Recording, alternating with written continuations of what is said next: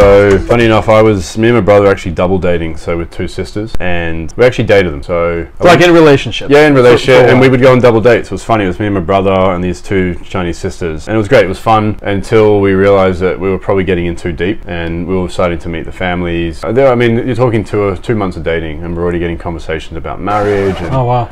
Oh my God! You know, we'd love to visit Australia, and maybe it's better we move to Australia, and this kind of, you can see they really want to. They got their life planned out with you. They're already like scheduling how they want things to go. So me and my brother kind of caught on to that and realized that, hey, this is time to cut them loose.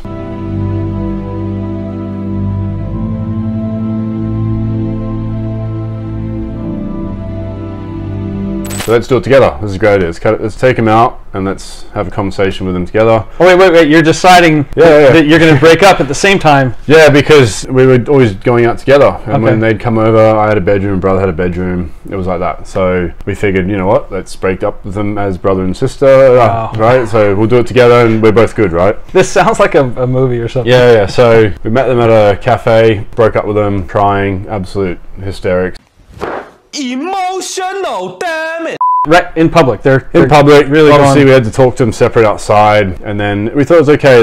They went together crying and, you know, like emotional, didn't want to say anything. Felt kind of bad because they were sweet girls and nice girls. But again, 17, my brother's 20. But it's not like you ghosted them and just I mean, you had the conversation, you were adults about it. Exactly. You so told them where in you a Western stood. world you do that. Like that's kind of respected. Yeah. Right? But I think for them it was the obsession they had and their fear of what if they didn't find another, and because they're actually older than us, and the problem there is like Chinese girls are wanted before the age of 30, especially like getting married and all this kind of stuff. But once they turn 30, that's culturally seen as they're too old. Wow. So if they end up trying to find a Chinese guy to marry them, it's very, very unlikely that they're going to get picked just simply because of their age. So this breakup for them they're extrapolating it to mean, oh, I'm going to be single forever, and this is terrible. So when you've got, my brother was 20 at the time, 21, he was dating like a 28-year-old. She was 28, I think. Okay. So you can see like her time frame, and the other sister was like 2 years younger than her. So these girls feel like their clock is ticking. Yeah, and I'm sure they were getting pressure from their parents, that kind of stuff. So what happened? They just got crazy stalker? So that's when shit got real bad. So basically what happened is we didn't actually realize who these girls were. And what I mean by that is we didn't really know much about their family. We knew the parents, but you know, they lived in a normal like Chinese building. Didn't seem anything alarming, but we did know that she had a brother. Okay. Never met him.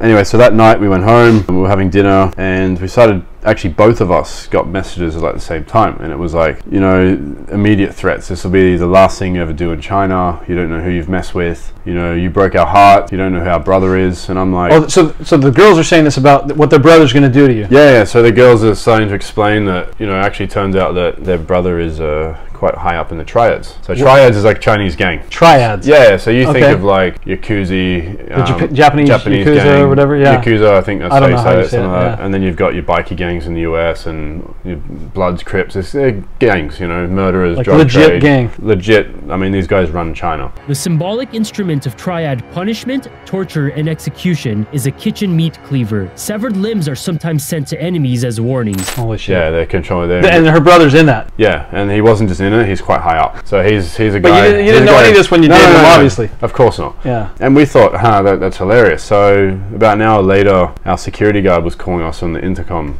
down at the gate, and we answered, and he was like, he could sound a bit nervous, and he said, you guys need to leave immediately. I'm like, what? And then so my brother's looking out the window, and there's like 14, 15, 16 Chinese guys out with machetes, baseball bats. You can see them standing there. And I'm thinking, is this actually happening? And then texts are coming through saying, like, you're dead, some of the same girls, blah, blah, blah. And he basically advised us, because we had a good relationship with him, he said, look, there's a back exit, take your key, go down that fire escape, and don't come back for a while. So, and he's like, and I was like, what do you mean, don't let them in? He's like, I don't have a choice, right? It's like, this is how powerful these guys are. He's security, but he's not putting himself in between you and... His salary is not worth having his head chopped off kind of thing, right? Damn, that's sketchy. We saw them kind of running through the gate. We had probably 60 seconds to get stuff, but in that time we ended up getting nothing. Running to the fire escape, disappearing out, getting straight on the train to the border. In the meantime, calling a friend of ours who, actually a dad's friend who's quite a high up lawyer in China, been there for like 28 years, told him quickly while we're freaking out what's going on, and he said, go to Hong Kong, don't come back for a week. Wow. He said, these guys are serious, do not come back. So we went to Hong Kong. Wait, so you left a bunch of stuff in your apartment? All your belongings? Everything but our passport and like wallet, phone, the things that you need to kind of, things you can't forget in China.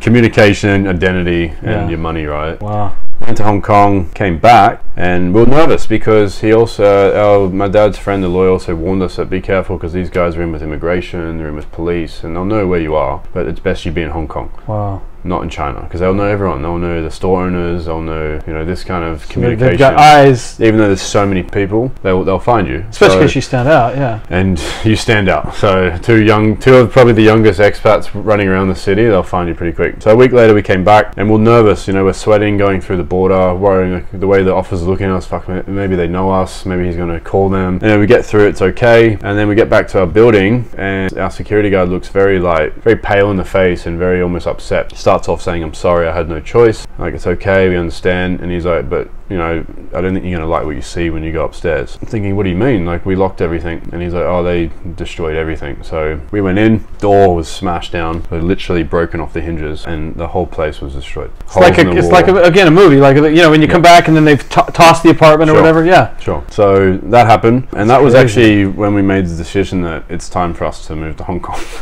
Get out of China forever. Get out of China, because on that same day, I mean, they must have almost known we were back, because the sisters were texting us saying, you know, "You're lucky, you're alive, you got what you deserve, but don't ever come back to China." And we were like, okay, you know what, like, that is fucking crazy. Let's go to Hong Kong now. So that's insane. That's why we didn't last very long there. That was enough to make us leave. Like, let's put it that way. So I would too. That is fucking crazy. That was crazy.